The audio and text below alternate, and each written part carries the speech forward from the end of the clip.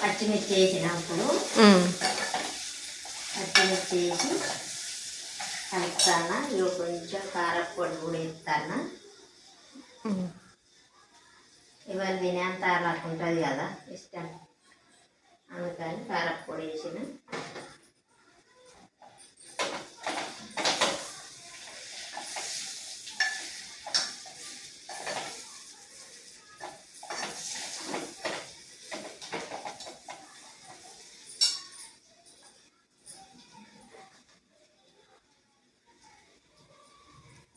సరిపోయిన ఉప్పు, వాటర్ కూడా పోస్తాను. ఒక గ్లాస్ వాటర్ పోసి ఇప్పుడు పప్పు మెంతాకు ఉడికేంత వాటరు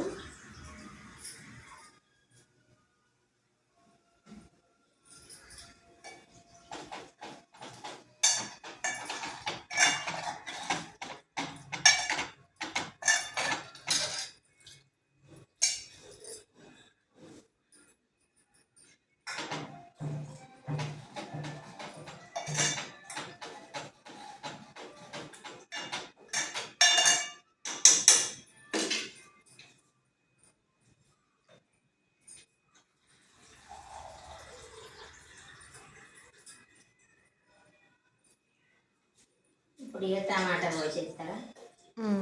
వాటర్ పోయితే ఉడికేంత వాటర్ పోసిన. 2 టమాటాలు కడిగిన పెట్టుకున్నా.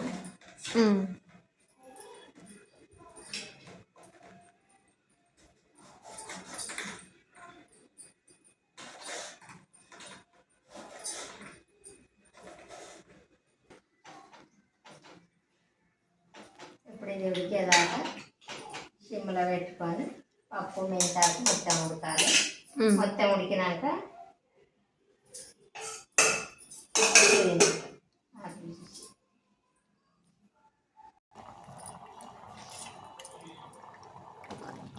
మెంతి పెసరపప్పు కూర రెడీ అండి.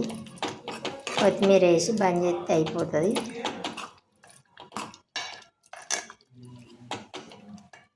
ఒక కట్ట మెంతాకు, ఒక చిన్న గిలాసుడు అంత పెసరపప్పు, ఒక 5 ఎర్రగడ్డల పచ్చిమిరపకాయలు, 2 టమాటాలు, 1 ఉల్లిగడ్డ, ఇవన్నీ తాలింపుకి వేసుకొని వేసిన. ఇక ఇప్పుడు కొత్తిమీర ఎత్తాను. మెంతి పప్పు మీరు ఎంతమంది అండి, ఎంతమందికి ఇష్టమో కామెంట్ పెట్టండి. చాలా వరకు మెంతాకు తింటే షుగర్ ఉన్న వాళ్ళకైతే చాలా మంచిదట. మెంతి పప్పు వండుకుంటే ఉత్త మెంతి కూడా వండుకోవచ్చు, మెంతి టమాటా కూడా వండవచ్చు. కాకపోతే కొంచెం ఏమిటొస్తుందని నేను పప్పు వేసి వండుతా. షుగర్ ఉన్న వాళ్ళు అయితే చాలామంది తింటారండి. ఇప్పుడు చలికాలం బాగా దొరుకుతుంది కదా మెంతి కొత్తిమీర, అందుకని ఇప్పుడు ఈ సీజన్లో బాగా తినాలి మెంతాకు.